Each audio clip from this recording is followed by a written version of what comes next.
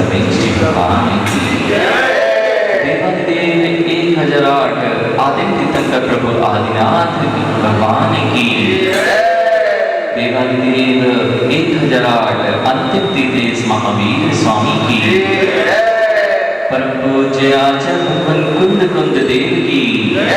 परम पूज्य आचार्य भगवान समन्वत स्वामी की। परम पूज्य आचार्य भगवान अध्यात्म विचय समणि विशुद्ध सागर जी महामुनिराज की। मुनि से अनुभव सागर जी मुनिराज की। द्वादशाम जिह्वाणी माता की आई है। और उन देव को कौन देव हो सकता है, कौन वंदनीय हो सकता है, जिस जीव के बंधन से बंध होता हो वह वंदनीय नहीं हो सकता। वंदन उसका जिससे बंध ना हो, वंदना उसकी जिससे बंध ना हो। बंध का अभाव करने के लिए वंदना की जाती है, बंध से बंधने के लिए वंदना नहीं की जाती। अभी तक यही लगता आया कि हमसे श्रेष्ठ हैं और हम अनेक स्थानों पर हम अपने आप से जीवों को श्रेष्ठ मानते हुए उनकी पूजा वंदना स्तुति प्रारंभ कर दिया करते हैं। ज्येष्ठता और श्रेष्ठता,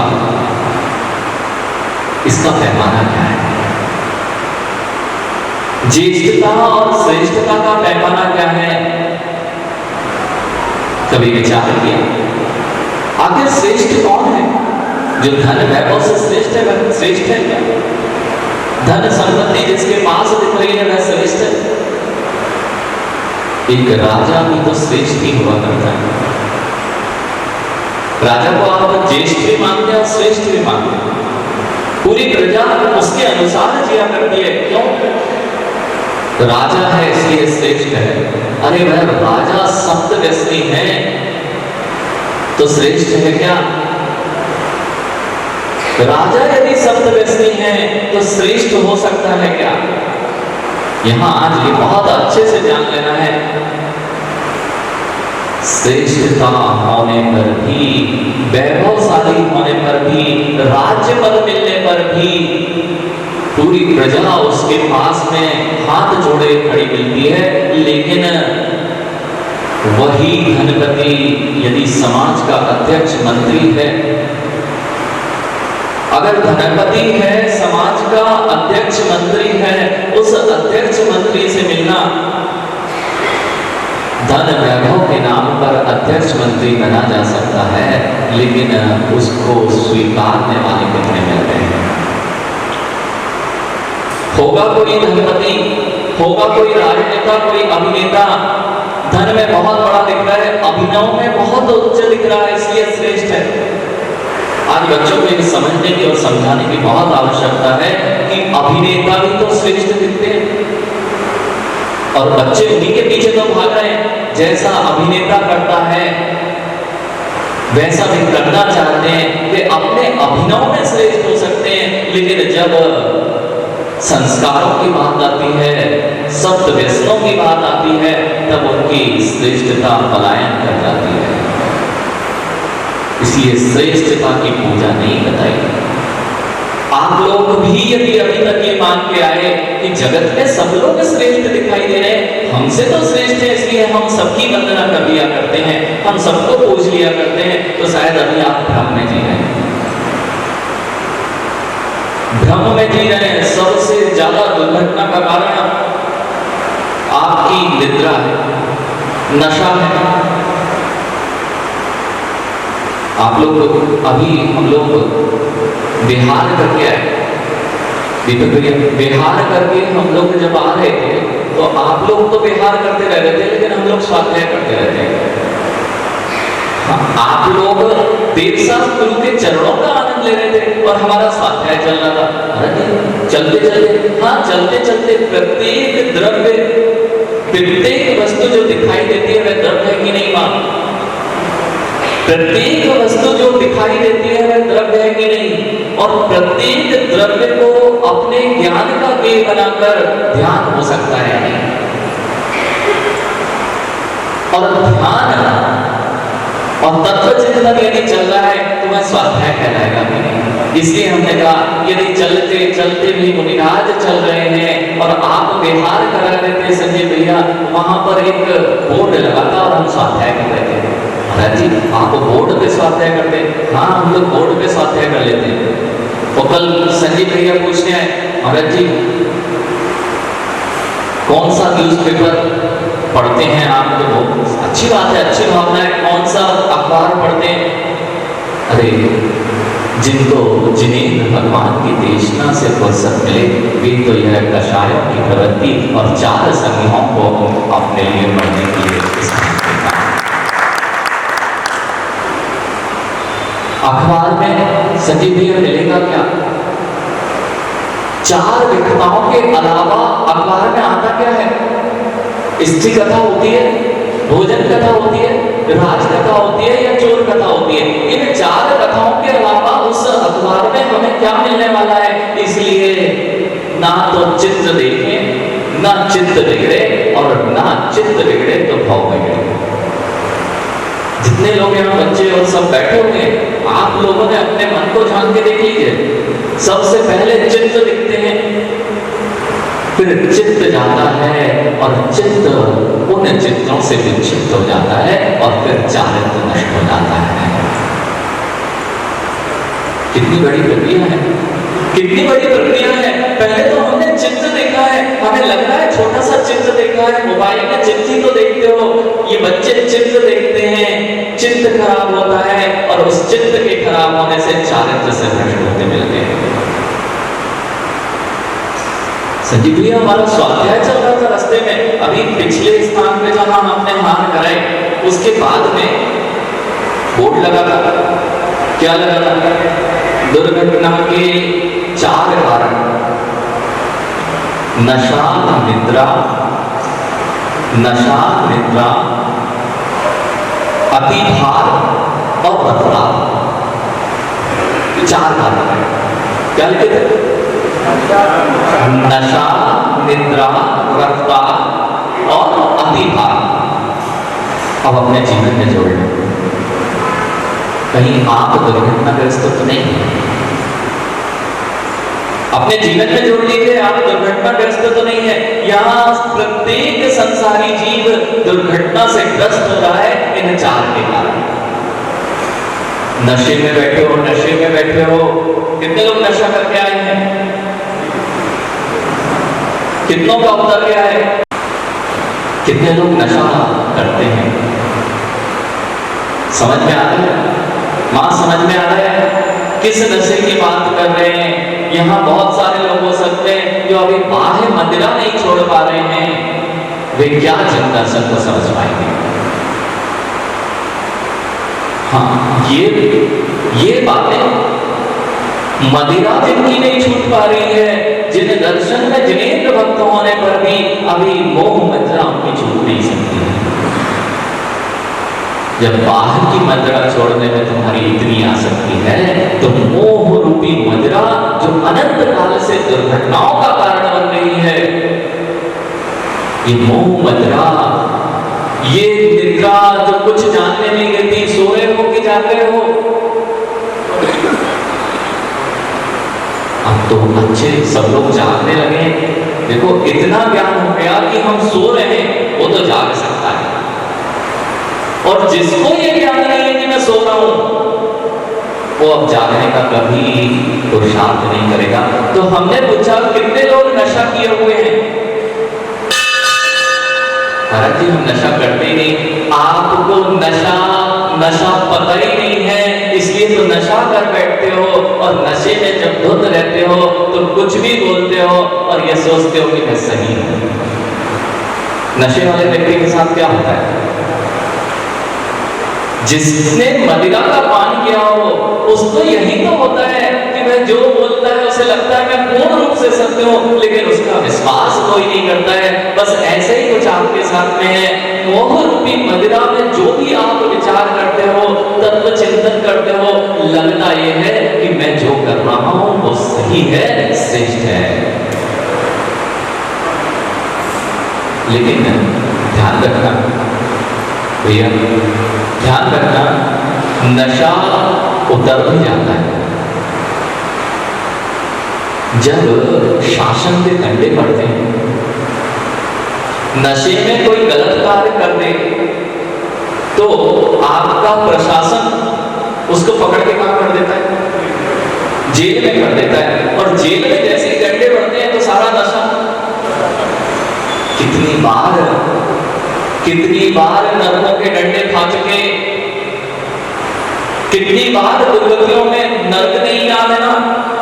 नर्क किसको याद है? किसी को याद नहीं। क्या लेते आपके यहाँ भैंसों के ऊपर लादते हुए कितने पशु, बैल है उसको लादे हुए हैं। मोह मदिरा के कारण बेचारा बैल बना है और उस पे इतने डंडे पड़ रहे हैं, इतने डंडे पड़ रहे हैं, लेकिन फिर भी जीव चेत नहीं पाया। उसको अभी भी नशा नहीं उतरा है। और जिनका नशा नरकों की वेदनाओं से उतर जाता है वे तो मोक्ष मार्गी हो जाते हैं। अब अपना चिंतन कर लेना कि जगत में कितने कुत्ते पिटते हो, नहीं कुत्ते पिटते, घर में कुटना पिटना पड़ता है, घर में कितनी ज्यादा संक्लिष्टता होती है, लेकिन आज तक नशा उतर नहीं पाया मोह रूपी मंत्रा का। मोह रूपी मंत्रा नहीं उतर रही। इसलिए सबसे पहले आज समंतभद्र स्वामी जो तार्किक चूड़ामणि कहे जाते हैं, ऐसे समंतभद्र स्वामी आपको सच्चे देव शास्त्र गुरु की पहचान करा रहे हैं। जब तक सच्चे देव शास्त्र गुरु की पहचान नहीं होगी, जब तक उन पर पूर्ण श्रद्धा नहीं होगा, तब तक आपकी मोह रूपी मदिरा नष्ट नहीं होने वाली। यहाँ कौन कौन देव शास्त्र गुरु के भक्त हैं? अभी तो सोचना पड़ रहा है। हाँ, अभी यदि कोई कहे कि देखो राष्ट्रपति से पहचान, संजीव भैया से पूछी जाए, राष्ट्रपति से पहचान हो और राष्ट्रपति से अच्छी बात चर्चा होती हो, राष्ट्रपति घरोबा हो, और मैं पूछूं राष्ट्रपति की किससे पहचान है, तो क्या करते हैं? फिर देखो अंदर के गदगद परिणाम, अरे मेरी है, मेरे से तो घरोबा है। ऐसे जब हमने पूछा सच्चे देव शास्त्र गुरु के प्रति श्रद्धा किसका है, तो किसी के हाथ नीचे ही रह गए, किसी के हाथ सोच रहे हैं कि उठाएं कि नहीं। अभी तो हमें पता ही नहीं है कि देव शास्त्र गुरु का स्वरूप तो क्या है। ऐसे समंतभद्र स्वामी, वे समंतभद्र स्वामी हैं जिन्होंने महावीर भगवान को नमस्कार करने से इनकार कर दिया था। हाँ, आप सोच रहे हैं समंतभद्र स्वामी का नाम सुना है? ये वे महान आचार्य हैं जो आज से लगभग 2000 वर्ष पूर्व हुए, और 2000 वर्ष पूर्व जिन समंतभद्र स्वामी के नाम से आज संपूर्ण जैन दर्शन में न्याय ग्रंथों की स्थापना हुई, ऐसा देवागम स्तोत्र लिखा, आत्ममीमांसा स्तोत्र लिखा, और साथ में स्वयंभू स्तोत्र। आप जो स्वयंभू स्तोत्र पढ़ते हैं संस्कृत का, वह किसका रचा हुआ है? इतना ही नहीं, ऐसे अनेक युक्तानुशासन आदि नामक ग्रंथ जिन्होंने लिखे हैं, जो न्याय विद्या के शिरोमणि कहे जाते हैं, ऐसे समंतभद्र स्वामी जिन्होंने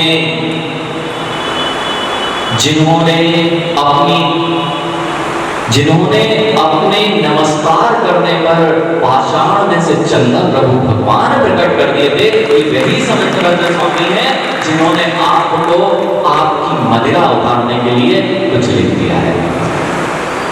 उसका नाम है महान ग्रंथ रत्न करंडक श्रावकाचार। कौन सा ग्रंथ? श्रावकाचार।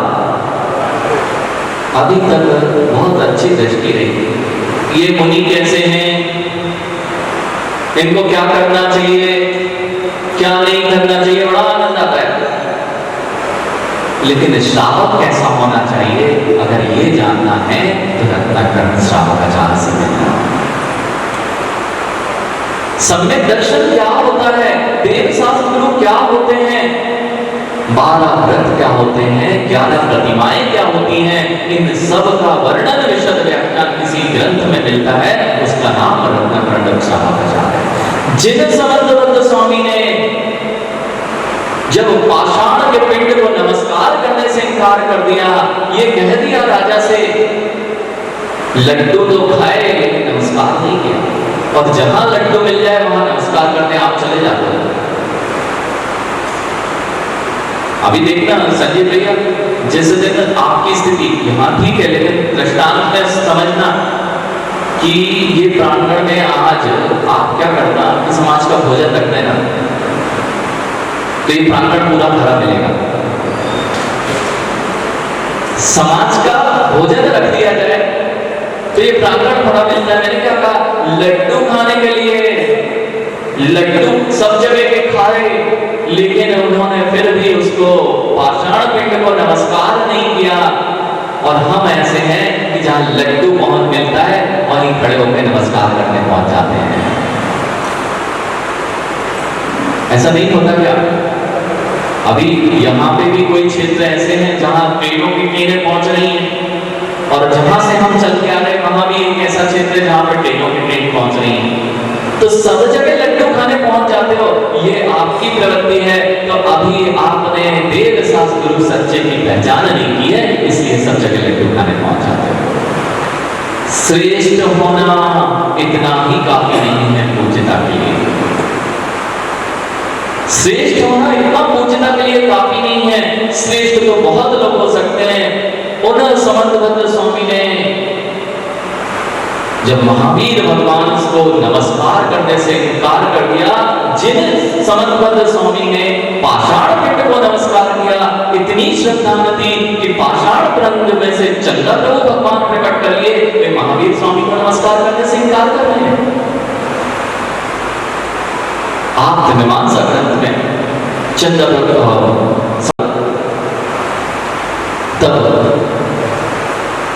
तब महावीर भगवान के मुख से यह कहलवाया गया, प्रतिरूपक दृष्टांत के रूप में यहां पर समझना है आपको। देवागम चामरादि विभूतया माया विश्व की दृश्यन्ते नादस्तो वसीनो महान। क्या कह रहे हैं?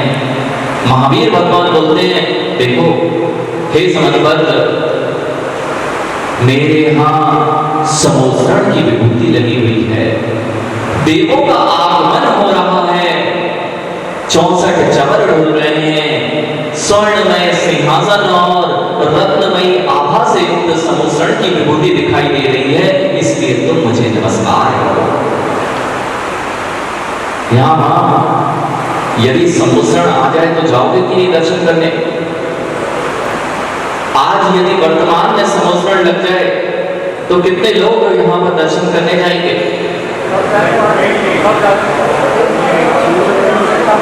निर्णय कर लो, जाना है नहीं जाना है। कुछ लोग सोच रहे हैं जाना है, कुछ लोग कहते हैं नहीं जाना है। समोसरण लग जाए, जाओगे कि नहीं? अभी यही लगता है महाराज जी, समोसरण लगेगा तो क्यों नहीं जाएंगे? हाँ, यदि संजीव भैया समोसरण महामंडल विधान कराएं, कल्पद्रुम विधान कराएं और महासमोसरण लगाएं और जिनवृत्त की स्थापना करें तो कितने लोग जाएंगे? बहुत अच्छा। और वास्तविक समोसरण लग जाए तो नहीं जाओगे। बस यही भूल सुधारनी है, यही भूल सुधारनी है। 24 तीर्थंकर हो चुके और पंचम काल में कोई तीर्थंकर हो नहीं सकता, किसी को केवल ज्ञान हो नहीं सकता, ऐसी श्रद्धा नहीं है, वही समोसरण को देख के समोसरण में चला जाएगा। ऐसा ही हुआ कुछ जब यह कह दिया गया। समर्थभद्र स्वामी ने कहा, हे महावीर, मैं आपको इसलिए नमस्कार नहीं कर सकता कि आपको 64 चवर डुल रहे हो, सुबह से आपके पास असंख्यात देवों का आगमन हो रहा हो, आपकी समोसरण की विभूति लगी हुई हो, क्योंकि यह सब तो एक माया जाल, माया भी दिखा सकता है। ये सारी विद्याओं से प्रकट किया जा सकता है, माया जाल के द्वारा दिखाया जा सकता है। मैं इसलिए आपको नमस्कार नहीं कर सकता। मां,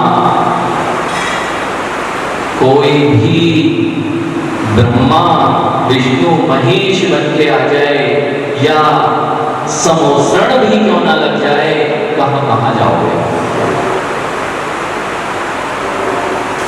समोसरण में भी यहाँ पे कह रहे हैं, मैं कुछ नहीं कह रहा हूं। देखो यहाँ पर मैं आपको जो कुछ बोल रहा हूं आचार्य समंतभद्र स्वामी की बात कह रहा हूं। इतनी श्रद्धा तभी आ पाएगी जैसे समंतभद्र स्वामी में है, जिन्होंने महावीर भगवान को नमस्कार करने से इनकार किया हो और जिन्होंने चंद्र प्रभु भगवान प्रकट किए हो, जिनकी वृत्ति में देव शास्त्र रूप के प्रति अगाध श्रद्धा हो, फिर भी महावीर भगवान को नमस्कार करने से इनकार कैसे किया गया? क्यों? ये सारी विभूति मायावी में दिखाई दे सकती है। फिर महावीर भगवान कहते हैं ठीक है, ये विभूति मायावी में हो सकती है, लेकिन जैसी मेरी अंतरंग और बहिरंग विभूतियां हैं, इसको देखकर तो तुम नमस्कार करो। मेरा आहार होता है, निहार नहीं होता है। मेरे अंतरंग में पसीना नहीं आता है बचपन से। मां, अतिशय बड़े अनंत प्रभु के उन अतिशयों में बचपन से जिनका सुगंधित सर्वांग शरीर हुआ करता है, ये तो कोई माया भी नहीं बना सकता ना। निश्वेत पसीने रहित शरीर होना, रक्त का श्वेत होना, ये सब तीर्थंकर भगवानों के लक्षण कहे गए, ये तो नहीं हो सकते। इसलिए तुम मुझे नमस्कार कर सकते हो, इसलिए तुम मुझे नमस्कार कर सकते हो। जहां मैं विराजमान हो जाता हूं वहां 100 योजन तक सुदीक्षित छा जाया जाता है। ये मेरी बहिरंग, मेरी विभूति है, ये तो माया की द्वारा नहीं रची जा सकती। तो समंतभद्र स्वामी कहते हैं नहीं, यह भी कोई श्रेष्ठता नहीं है जिससे मैं आपको पूज सकूं। यदि कोई समोसरण की विभूति लगे तो कितने लोग जाएंगे? अभी भी नहीं समझ पाए कि वर्तमान में समोसरण आएगा नहीं, ठगे मत जाना। वर्तमान में कोई देव आते नहीं, ठगे मत जाना। कल्पवासी देव कोई कहे कि हमारे कल्पवासी देव ने हमें आके दर्शन दिया, कल्पवासी देव आते नहीं, यही तो बता रहे हैं। यहीं से आपकी मोह रूपी मदिरा को उतारने का प्रयास प्रारंभ हुआ है। आपकी मोह रूपी मदिरा कितनी चढ़ी हुई है अभी तक पता ही नहीं है। आज से आप ये जानना चाह रहे हैं, जिन देव शास्त्र गुरु का श्रद्धान आपको सम्यक ग्रहण कराता है, उसमें आपको सम्यक है या नहीं। आज यहां से अपने पैमाने लेके लगा लेना कि हम पूरे जीवन पर्यंत पूजा पाठ करते रहे, लेकिन अभी तक हमारा नशा उतरा है कि नहीं उतरा है, मोह रूपी नशा उतरा है कि नहीं। अब जैसे ही ये कहा महावीर भगवान ने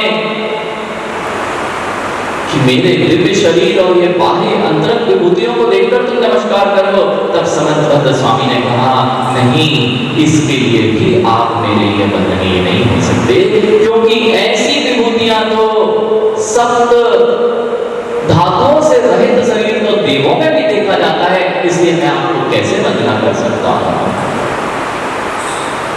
देवों का शरीर कैसा होता है? स्वाध्यायी हैं आप सब ज्ञानियों। देवों का शरीर कैसा होता है?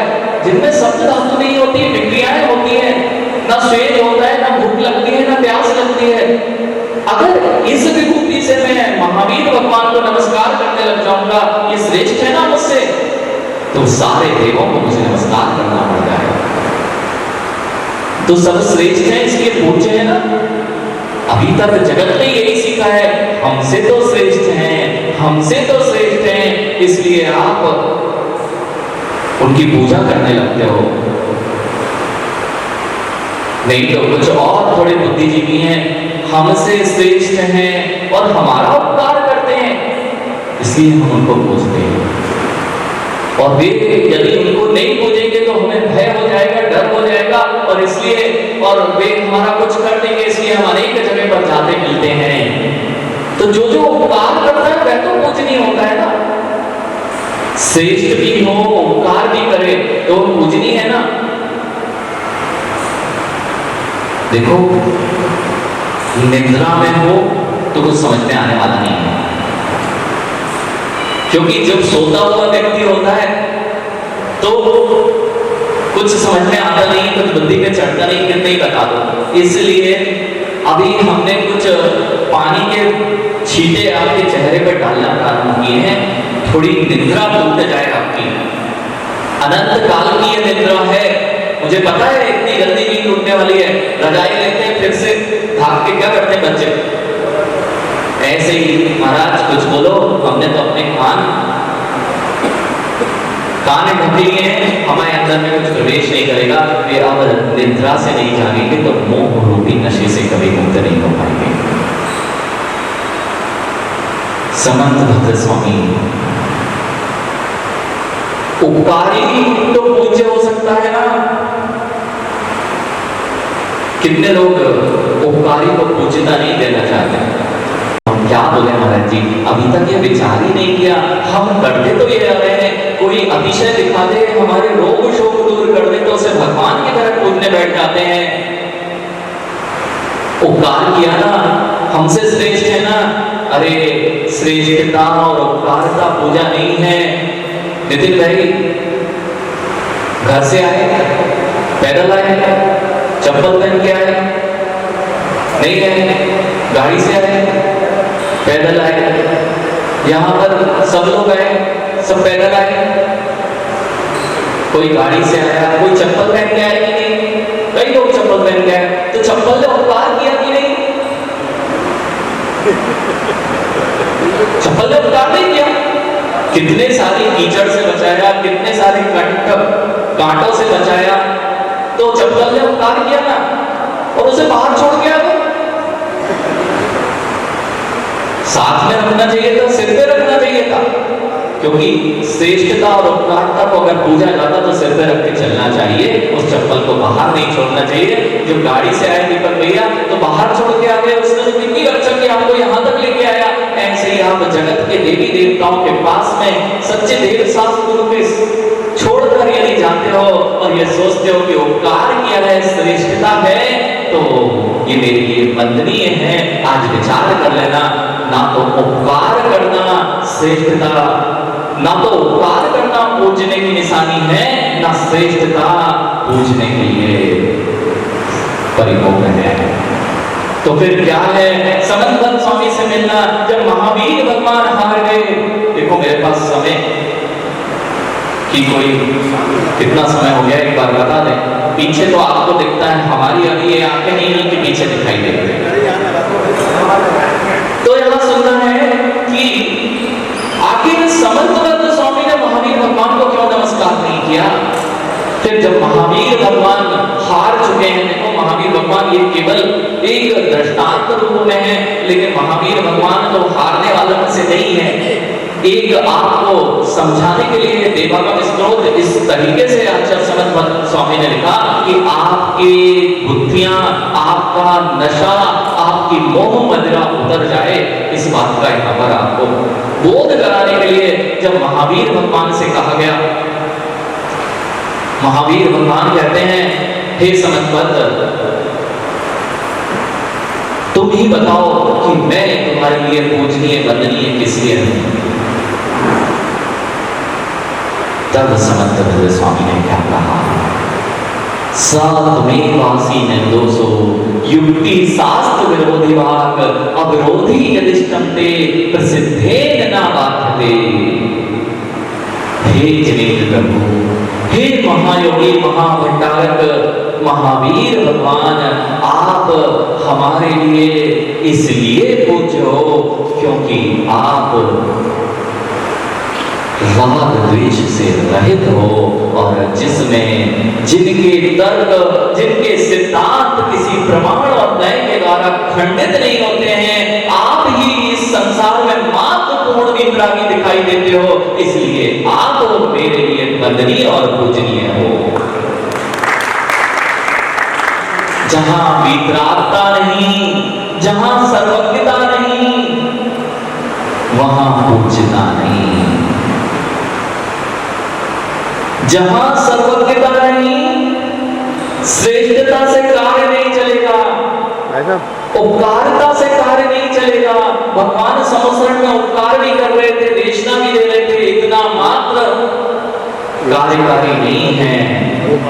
यदि पूज्यता होगी तो जिसके अंदर में राग द्वेष का पूर्ण अभाव हो चुका है वही मेरे लिए पूजनीय हो सकता है, अन्य कोई पूजनीय नहीं हो सकता। क्या है इतनी दृढ़ता? अब बताओ नशे में कितने लोग हैं? पता है कि नहीं पता कि नशे में है? अभी तक नशा ही नहीं पता था कि नशे में है तो नशा उतरेगा क्या? दुर्घटना के 4 कारण देखो, दुर्घटना के 4 कारण निद्रा, नशा, निद्रा, रफ्तार और अधिक भार। भैया आप ही पढ़ा रहे हो, हमने तो कुछ नहीं, हमने तो प्रवचन में बोल रहे हैं। 4 कारण कहां लिखे? रोड पे लिखे हुए हैं। दुर्घटना के बैठ चलिए, दिख रही है हमें। आप तो इतना विकल्प नहीं कर, ये सब लोग वैसे तो अनंत काल से निद्रा में है और अनंत काल से मोह मद पी हुई है, और ये घड़ी इस बार ना ले जाए फिर से इनकी जो थोड़े बहुत पिटाई चालू हुई है। हाँ, प्रशासन दंड की व्यवस्था करता है, लेकिन जिन शासन दंड नहीं दिखाता, जिन शासन बोध कराता है, और जिस दिन बोध हो जाता है उस दिन आपकी निद्रा और नशा दोनों छूट जाया करता है। आज जितने लोग हैं यहाँ पर ये दृढ़ संकल्प करके जाएं, समंत भद्र जैसी मेरी दृढ़ संतान हो जाए। जब नमस्कार करूं यदि पाषाण पिंड को तो सदा प्रभु भगवान प्रकट कर दूं, और नहीं तो महावीर भगवान के अंदर भी यदि राग द्वेष की प्रवृत्ति होगी तो वे भी मेरे लिए वंदनीय ना हो सकते। इसलिए ध्यान रखना, जो वीतरागी हैं, जो सर्वज्ञ हैं, जिन्हों पूर्व रूप से त्रिकालिक द्रव्य गुण पर्यायों सहित 3 काल की समस्त वस्तुएं जिनके ज्ञान में युगपत झलकती हैं, वे ही उपकारी हो सकते हैं, वे ही श्रेष्ठ हो सकते हैं, और मात्र राग द्वेष का अभाव जिनके अंदर है वे ही सच्चे देव हो सकते हैं। इसके अतिरिक्त जो कोई संसार में है वे मेरे लिए वंदनीय पूजनीय नहीं है। पहला दिन, और जिसकी आप अनंत काल से भी भक्ति करते आए होंगे। किन किन को जैन कुल पसंद है? किन किन को अगले भाव में जैन बनना है? कुछ लोग तो सोचते पता नहीं बनना है नहीं बनना है। हाँ, जैन कुल में आए हो, पसंद है और जैन बनना है, और यदि सच्चे देव को छोड़कर कहीं और प्रीति लगा बैठे हो तो अगला भाव जैन कुल मिलने वाला नहीं है। जहां जिसकी प्रीति वही उपलब्ध हो पाता है। जिसकी प्रीति जहां होती है वह वहीं पर उसका लक्ष्य पूर्ण होता है। और आपकी प्रीति यदि सच्चे देव शास्त्र में अभी भी नहीं हुई है तो बस हाथ खड़े करने से या पूजा इस थाल का उस थाल में द्रव्य छोड़ देने से जैन कुल मिलने वाला नहीं है। तो आज निर्णय करके उठना कि उन्हीं के सामने सिर झुकाया जाए जिनके अंदर में पूर्ण वीतरागता प्रकट हो गई हो, सच्चे देव के लिए। नहीं तो आप कहो महाराज आप भी वीतरागी नहीं, हम आपको नमस्कार इसलिए नहीं कर रहे। हाँ, कई लोग ऐसे। तो यहाँ पर ध्यान रखना, अभी मैंने मात्र सच्चे देव के लिए आपको प्रवृत्त किया। देव वही हो सकता है जिसके अंदर में दीपक भैया के प्रति राग ना हो और संजीव भैया के प्रति द्वेष ना आए। ये आए आप पुजारी, जैन धर्म के पुजारी और इतने सालों से पूजा कर रहे हैं और भगवान आपको आशीर्वाद दे, भगवान नहीं। क्यों? हमारी भक्ति कर रहा है, उनसे तो प्रसन्न होना चाहिए ना।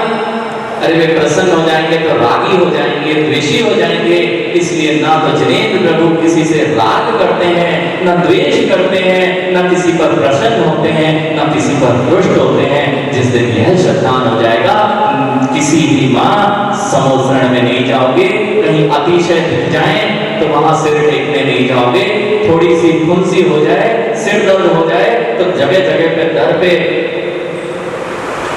क्या क्या लेने पहुंच जाते हैं, वो लेने नहीं जाओगे। और जहां पर राज वैभव दिखाई दे रहा हो, राग द्वेष पूर्ण परिणति दिखाई दे रही हो, वे सब पूजने के स्थान नहीं हो सकते। इसका नाम है देव मूर्ता। देव मूर्ता किसी आशा से परोपलिप्स आशावान राग द्वेष मलिमसान देवता युपासीत देवता मूढ़ उच्चते। देव मूढ़ अगर है तो रागी द्वेषी देवों को वीतराग जनेन्द्र भगवान को मिलने के पश्चात भी आप राग द्वेष क्यों, वे वरदान दे देंगे किसी आशा से, किसी अभिलाषा से, इच्छित फल की अभिलाषा से। जहां जहां जाता है वह सब देव मूढ़ है, वे सब नशे में है। कितने लोग नशे में हैं?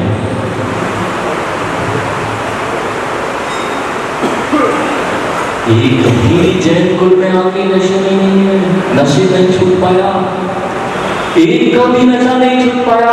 अब जन्म मरण की दुर्घटनाएं छूटने वाली नहीं है। आज निर्णय करके उठना, आज से मेरा नशे का